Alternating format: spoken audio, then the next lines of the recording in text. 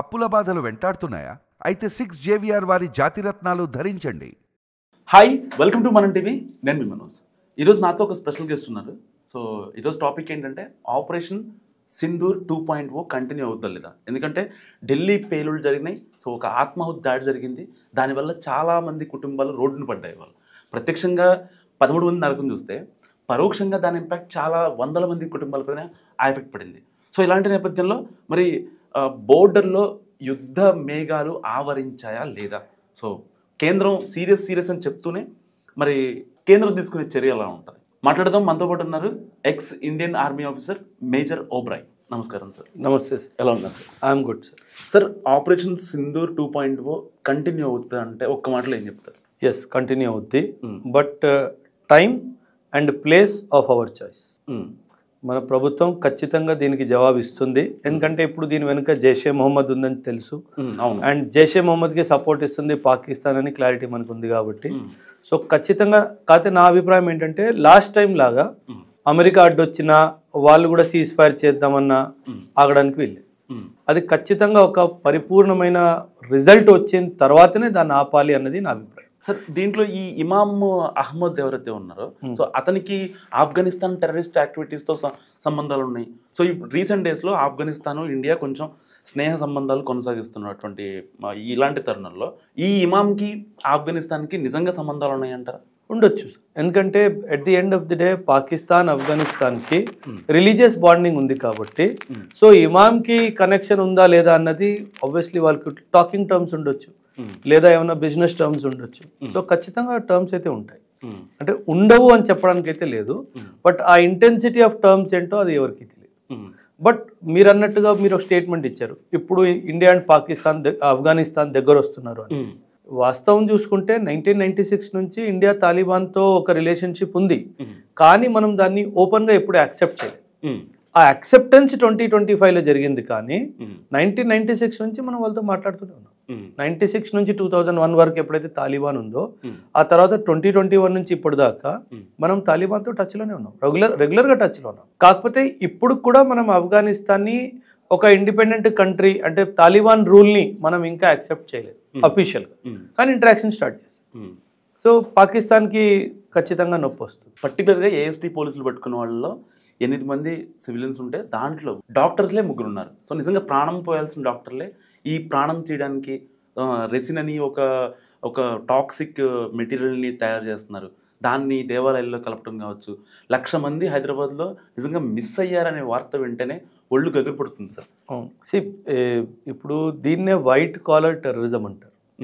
అంటే ఒకప్పుడు ఏంటి, ఒక పేద కుటుంబంలో ఒక యూత్ని పట్టుకోవాలి, వాళ్ళ ఇంట్లో వాళ్ళకి ఒక 5 లక్షలు 10 లక్షలు ఇవ్వాలి, వాడిని తీసుకెళ్ళాలి, ట్రైనింగ్ ఇవ్వాలి, మైండ్ని కరప్ట్ చేయాలి, ఆయుధం ఇచ్చి ఇండియా మీద పంపించాలి. ఇది ఒక్కప్పట్లో ప్రాసెస్. ఇప్పుడు ఏంటి, యూనో సోషల్ మీడియా ప్లాట్ఫామ్స్ ఉన్నాయి, మనకి ఇన్స్టాగ్రామ్ ఉంది, మనకి యూట్యూబ్ ఉంది, టెలిగ్రామ్ ఉంది. వీటి ద్వారా లైక్ మైండెడ్ చదువుకున్న వాళ్ళని పట్టుకోవాలి. చదువుకున్న వాళ్ళని పట్టుకుంటే వీళ్ళు దొంగలు అని చేసి ఎవరికి తెలియదు. టెక్నికల్ కూడా కొంచెం డైవర్ట్ అవ్వడం చాలా ఈజీ. అదొకటి. రెండవది, వీళ్ళకున్న అకాడమిక్ నాలెడ్జ్ని మనము మన టెర్రరిజంలో ఎలా వాడుకోవాలి. సో ఇప్పుడు ఫర్ ఎగ్జాంపుల్ ISIS ఇండియాలో టెర్రరిజం ఐడియాలజీ స్ప్రెడ్ చేయాలి అని అనుకుందనుకోండి, అప్పుడు డాక్టర్ని సంప్రదించదు, అప్పుడు ఫాలోయింగ్ ఉన్న టీచర్ని పట్టుకుంటాడు. సో టీచర్ ఇన్ఫ్లుయెన్స్ చేయడం స్టార్ట్ చేస్తాడు పిల్లల్ని. సో ఇప్పుడు అవసరం ఏంటి, బాంబు తయారు చేయాలి. బాంబు తయారు చేయాలి. ఏం bomb? Chemical bomb. Chemical bomb ఎవరు తయారు చేయగలుగుతారు? ఇద్దరు, లేదా డాక్టర్ లేదా chemical engineer. Maybe chemical engineer rocket కూడా ప్యారలల్గా నడుస్తుందేమో, ఎవరు తెలుసు. సో ఖచ్చితంగా ఇప్పుడు ఎడ్యుకేటెడ్ యూత్ని వీళ్ళు పట్టుకుంటున్నారు కాబట్టి ఈ educated youth doctors, chemical engineers వీళ్ళందరి మీద నిఘా పెట్టే అవసరం కూడా ఉంది. అండ్ అల్ఫలా యూనివర్సిటీ, ఎక్కడైతే ఇదంతా మాస్టర్ మైండ్ జరిగిందో వెంటనే ఆ యూనివర్సిటీని మూసేయాలి. ఎందుకంటే ఎవరైనా ఉండొచ్చు, ఆ యూనివర్సిటీలో యాంటీ ఇండియా సెంటిమెంట్స్ రేజ్ అవుతున్నాయి, అక్కడ వాళ్ళకి ఇలాంటి ఎక్స్పెరిమెంట్స్ ఇవ్వడానికి వీళ్ళు స్థలాలు ఇస్తున్నారు కాబట్టి 100% ఆ యూనివర్సిటీ మూసేయాలి. యూనివర్సిటీ మూసేయడమే కాదు, వీళ్ళు ఇన్ఫ్రాస్ట్రక్చర్ ఇచ్చి ఇండియా మీదకి పంపిస్తున్నారు కాబట్టి ఆ యూనివర్సిటీ ఓనర్షిప్ ఎవరిదో వాళ్ళందరినీ కూడా లోపలేయాలి. సార్ పర్టికులర్గా వీళ్ళని ఇంత డాక్టర్స్ అంటే డాక్టర్స్ అయినా సరే ఎవరైనా సరే చదువుకున్న వాళ్ళు ఒక ఒక ఒక థింగ్కి ఇన్ఫ్లుయెన్స్ అవ్వాలంటే అంత గమ్మున మారరు బేసిక్గా. సో వీళ్ళు డాక్టర్స్ ఆల్రెడీ వాళ్ళు సర్వీస్ చేస్తున్నారు, చేసుకుంటూ కూడా ఇవి పార్ట్ టైం ఇలాంటివి మెయింటైన్ చేస్తున్నారంటే వాళ్ళంతగా బ్రెయిన్ వాష్ చేసేంత ఒక థింగ్ ఏంటి సార్, ఒక ఫ్యాక్టర్ ఏంటి? రిలీజనే. మనము చూస్తున్న టెర్రరిజం ఈరోజు ఇప్పట్లో 20th సెంచరీలో కానీ 21st సెంచరీలో ఇది రిలీజియస్ ఇండ్యూస్డ్ టెర్రరిజం. అండ్ అందులో మనందరికీ తెలుసు ఇస్లామిక్ బ్రదరన్స్ ఈ టెర్రరిజం చేస్తుంది. సో ఏమవుతుందంటే సార్, మనము కంపారిజన్ చేసుకుంటే కనుక ఫర్ ఎగ్జాంపుల్ ఒక ముస్లిం ఫ్యామిలీ ఉంది, చాలా స్ట్రిక్ట్గా అన్ని రూల్స్ ఫాలో అవుతున్నారు. ఒక హిందూ ఫ్యామిలీ ఉంది, వాళ్ళేమో ఎంజాయ్ చేస్తున్నారు, వీళ్ళకి అది నచ్చట్లేదు, ఆపడానికి వీల్లేదు, డెమోక్రసీ ఉంది, ఏం చేయాలి? ఇలాంటి పనులు చేయాలి. ఎందుకంటే పగ ఉంది లోపల నుంచి, ఈ దేశం మనకి ఏమంటారు కరెక్ట్గా ట్రీట్ చేయలేదు, మనకి జస్టిస్ ఇవ్వలేదు. అది రియాలిటీ కాదు సార్. ఈ భూమి మీదంతా రిలీజియస్ ఫ్రీడమ్ కాన్స్టిట్యూషన్ ద్వారా ఇచ్చిన ఏకైక దేశం మనది. ఎవరిని ఆపలేదు. నీకు క్రైస్తవ మతం ఫాలో అవ్వాలందా, నువ్వు అవ్వు. నువ్వు సిక్కా, చాలా మంచిది, నువ్వు ఉండు. నీకు జైన్ ఇష్టమా, నీకు బుద్ధిజం ఇష్టమా, నువ్వు ఇస్లాంలో కన్వర్ట్ అవ్వాలనుకుంటున్నావా, నువ్వు క్రిస్టియానిటీలో కన్వర్ట్ అవ్వాలనుకుంటున్నావా, నువ్వు సిక్కిజంలో కన్వర్ట్ అవ్వాలనుకుంటున్నావా, అవ్వు. ఆ స్వేచ్ఛనిచ్చింది మన దేశమే. ఇంత స్వేచ్ఛనిచ్చిన తర్వాత కూడా వీళ్ళు ఇలా ద్వేషం పెంచుకోవడంలో అసలు అర్థం లేదు సార్. ఇప్పటికిప్పుడు యుద్ధం జరిగితే ఇండియాకి పాకిస్తాన్కి, ఇండియా దగ్గర ఉన్న defence systems okay, so Pakistan దగ్గర ఆ డిఫెన్స్ సిస్టమ్స్ మెయింటైన్ చేయగలదా, మన డిఫెన్స్ సిస్టమ్కి తట్టుకుని నిలబడగలదా? అండ్ ఇంకోటి ఏంటంటే వాళ్ళ దగ్గర నేను వినేది ఏంటంటే ఈ డిఫెన్స్ సిస్టమ్స్ని ఆపరేట్ చేయడానికి ఏ రష్యా వాళ్ళు ఏ చైనా వాళ్ళు వచ్చి ఆపరేట్ చేయాలి తప్ప దాన్ని మెయింటైన్ కావచ్చు, ఆపరేషన్స్ కావచ్చు, అక్కడ ఉన్న వాళ్ళు ఎవరు చేసేంత టెక్నికల్ నాలెడ్జ్ కానీ లాజికల్గా వాళ్ళ బ్రెయిన్ పనిచేయదు అనేది నేను వింటూ ఉంటాను. ఇది ఎంతవరకు నిజం సార్? ఒక ఫుల్ స్కేల్ వార్ మనం పాకిస్తాన్తో ఈ టైంలో వెళ్తే కనుక మహా అయితే ఒక 5-6 రోజులు సార్. 5-6 రోజుల కంటే ఎక్కువ వాళ్ళు తట్టుకోలేరు. కానీ అప్పుడు ఏం జరుగుతుందంటే ఒకవైపు నుంచి అమెరికా, ఇంకోవైపు నుంచి చైనా, వెరీ ఇంపార్టెంట్ ఒకవైపు నుంచి టర్కీ, వీళ్ళకి యుద్ధాయుధాలు సప్లై చేయడం స్టార్ట్ చేస్తారు సార్. కానీ మీరు అన్నట్టుగా హై టెక్నాలజీ ఎక్విప్మెంట్ ఏదైతే ఉందో అది ఆపరేట్ చేయడం పాకిస్తాన్ వాళ్ళకి రాదు.